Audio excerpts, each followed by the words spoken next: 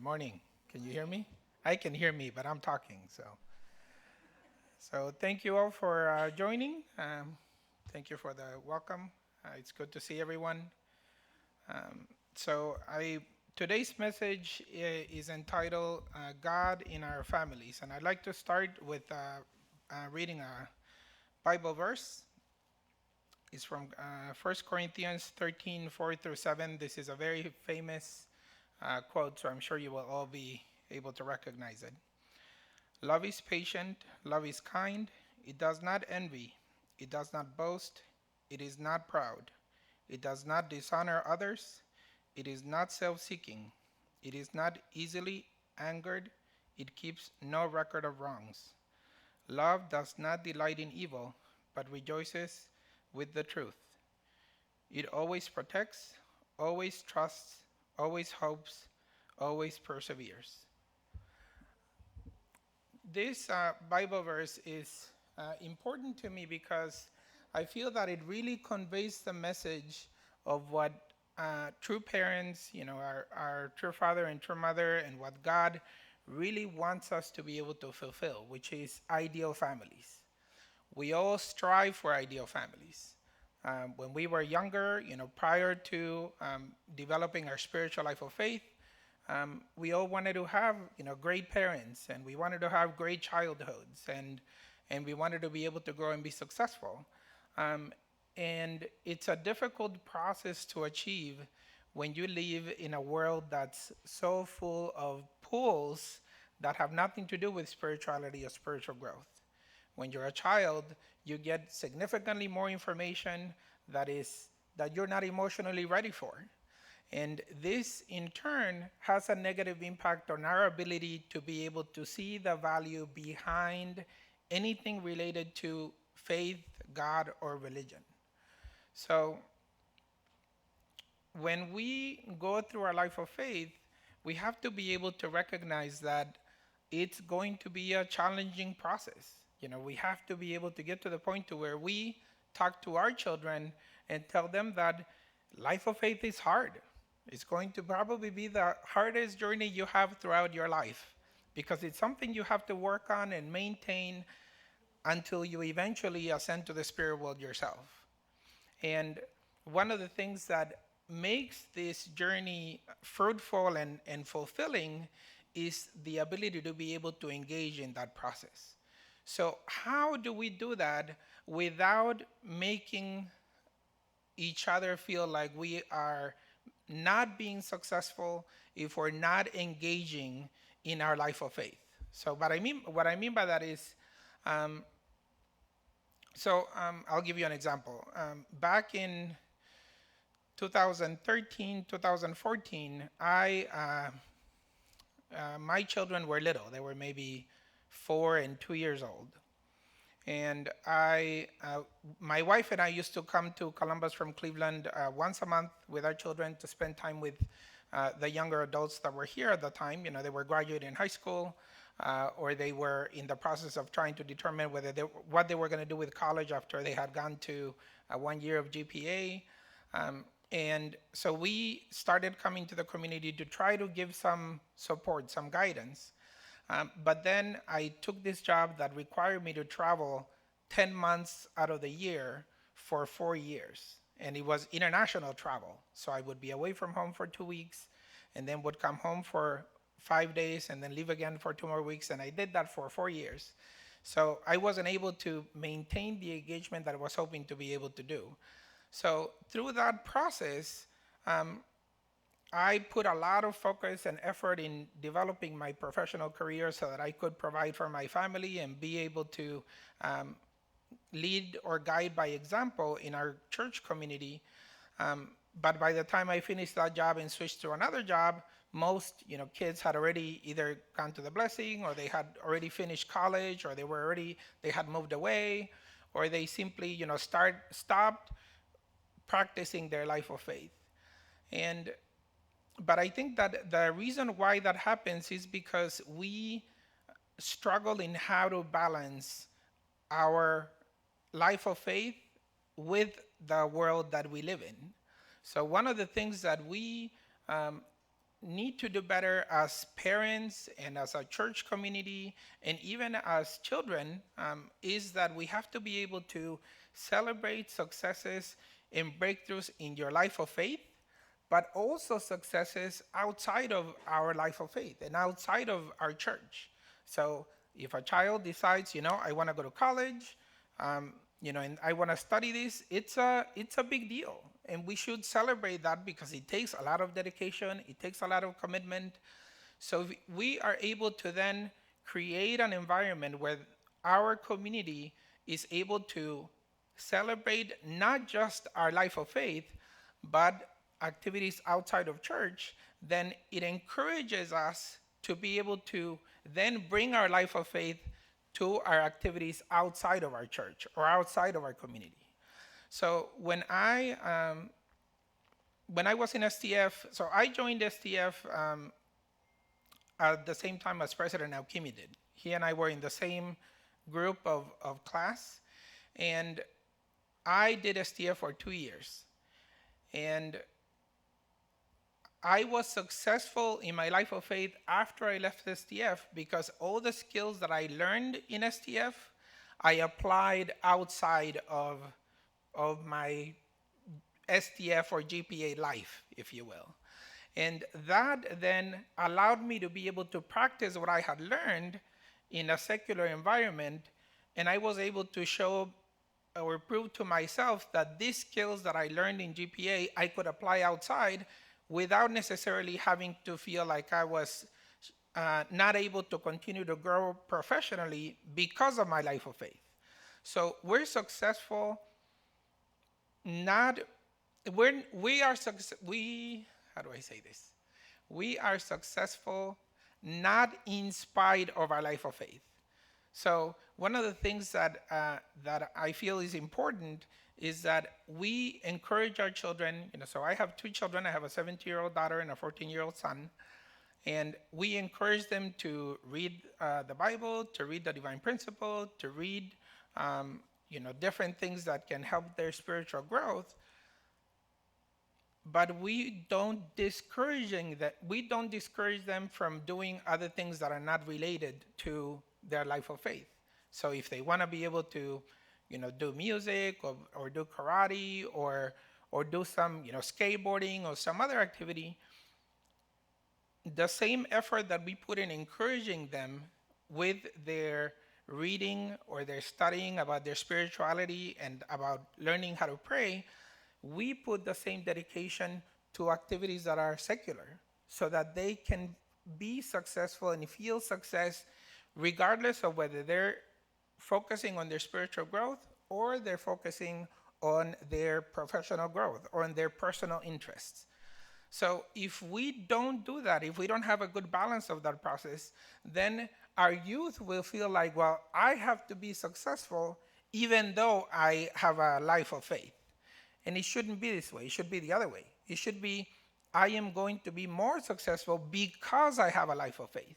And that transition is important, but it's difficult for us because many of us don't have the skill set to do that.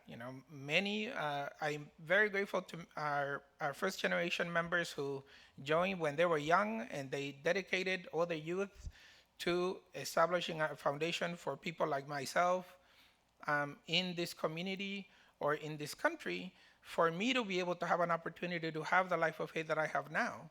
And these members came into this community and established a foundation for life of faith and for growth. So how do we engage the youth? How do we engage each other to be able to say, I want you to come to church, and I also want you to be successful at what you do? And how do we celebrate that so that they can see that they go hand in hand? Church isn't one activity and life is another activity. They both go together. So if we are not able to balance that process for them, then it's much more difficult for them to be able to come together, to be able to say, God is going to be part of my life. Because if I see in my household that I am studying and I am doing all these things with divine principle and I'm reading the Bible and I pray every day and I do all these conditions to try to grow and to try to establish a life of faith. But if I only do that and don't show or don't experience failure at work, if I don't experience success at work, then when the children grow older, they can see that we spend the majority of our life at work. So if you have a good spiritual life or life of faith foundation, how can you use that? What do you learn from that that will help you overcome struggles at work or struggles at schools or struggles with peers that don't have a life of faith like we are trying to establish? So it's important for us to be able to go through that process. You know, our objective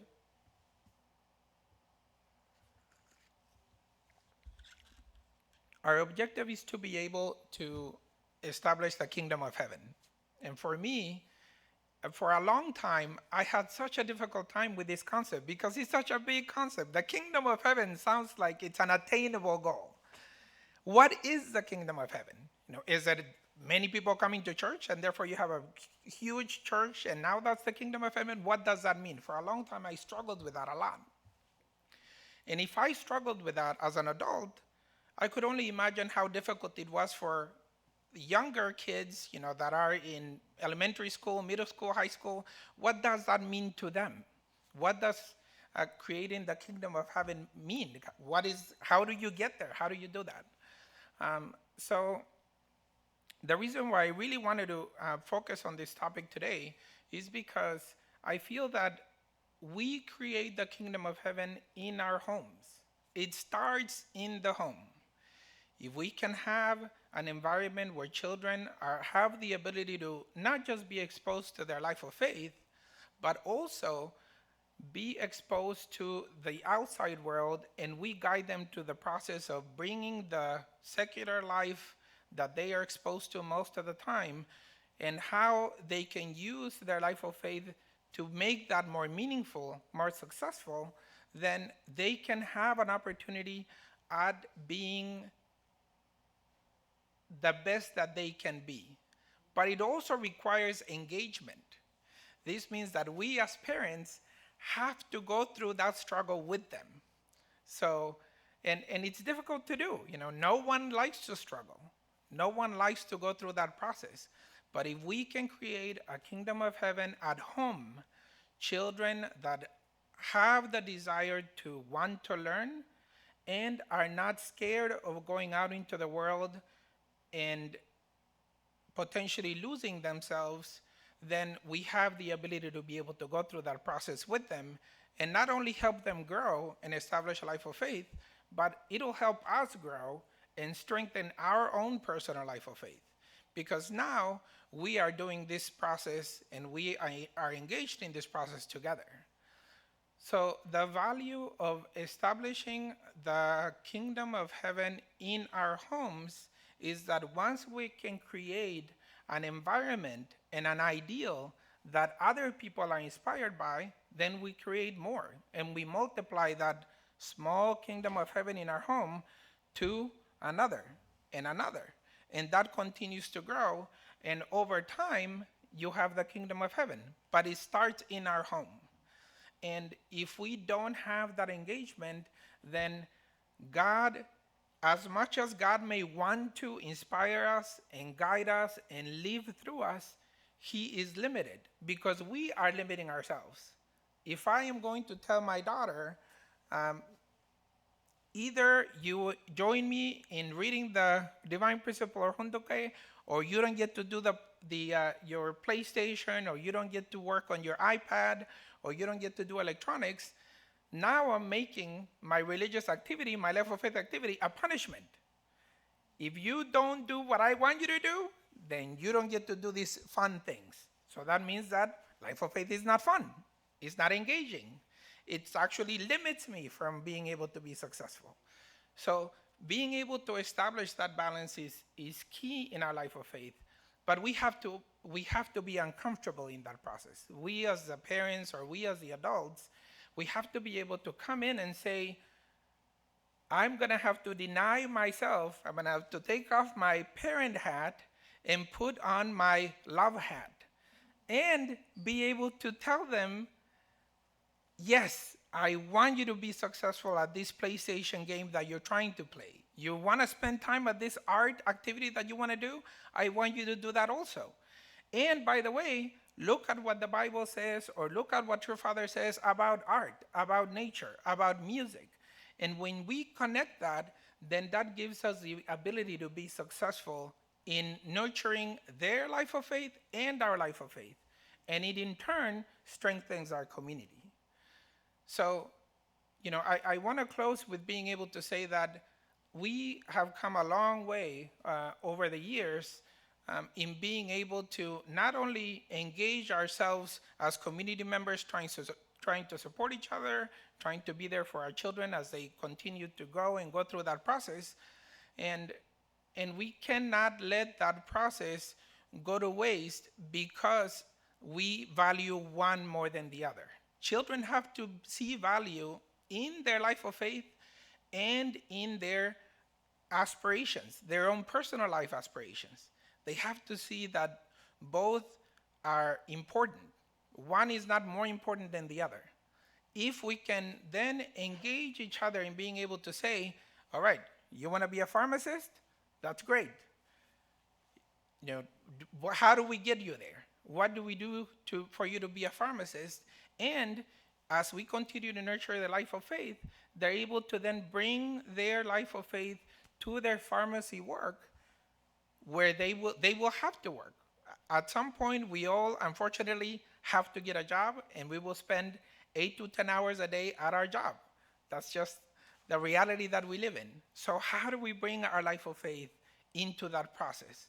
So if we can show them through our example as the parents, if we can show them that we can be pliable, that we are willing to change, that we are willing to struggle to continue to grow, that inspires them to know that they too can change even if they don't make the right choice later on. So if I have a child, or if I have a youth that is not engaged in the church, what can I do to inspire that person? First, I have to create a common base with this person.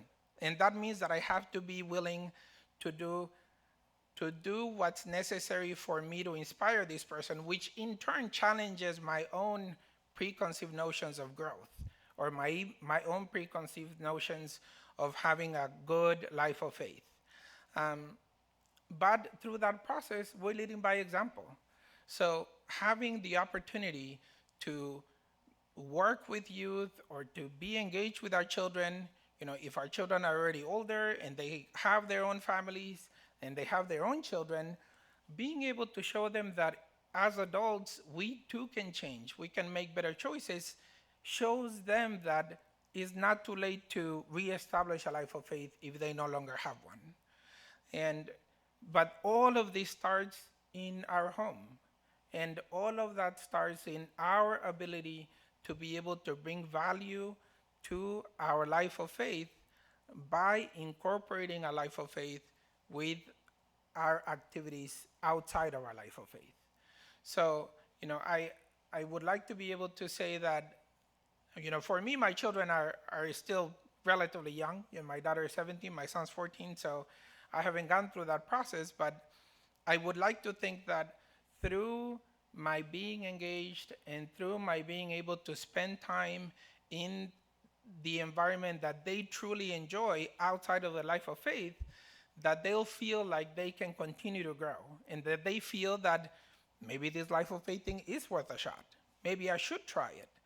But if I don't do that, if I don't stay engaged with their activities, I know that I will lose them. Because I used to go to church with my parents when I was little, and I went because I had to. My mom would say, "You're going to church?" And I would say, "Yes, ma'am." And I would go, but I wasn't engaged. And I had the opportunity to become engaged in my life of faith when I was 19, but I think had I not had that opportunity to go through that process, I probably wouldn't have a life of faith now. So it requires that engagement. So, as we go through our daily life and as we start our new week, let's find out what is our faith, what does our faith mean to us individually. If my life of faith is clear to me and what I aspire to be able to grow into as I continue to go through my life of faith, then it will be easier for us to lead by example or to engage um, our youth or to be able to even engage other community members in our life of faith because we know what it means to us. But we have to be engaged and we have to be okay with being vulnerable. And those things are very difficult to do. But if we're able to overcome these struggles of insecurities that we may have inside us, then that makes us that much more better, not only for ourselves and for our families, but for our community, and being able to inspire people that are not established or don't have an established life of faith as well. So, so thank you very much for today, and I hope you guys have a wonderful day.